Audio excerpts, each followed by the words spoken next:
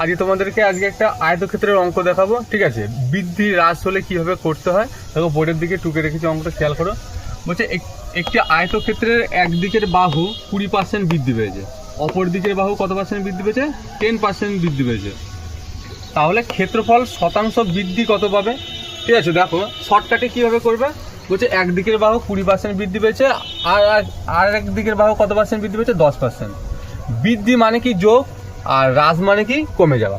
প্রথমে যেটা বৃদ্ধি পেয়েছে লিখবো, 20% বৃদ্ধি পেয়েছে, তারপরে কত পার্সেন্ট বৃদ্ধি পেয়েছে? 10%। বৃদ্ধি পেয়েছে বলেই আমি প্লাস লিখছি, এই সামনে প্লাস লেখা না লেখা সমান, তাই আমি লিখছি না।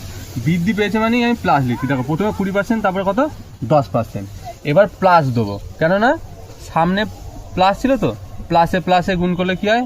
প্লাস হয়। এবার কি করবো দেখো, এই যে দুটো বাহু বৃদ্ধি পেয়েছে না, সেটা গুণ আকারে লিখবো। 20 গুণ 10, এই যে 20 আর এই যে 10।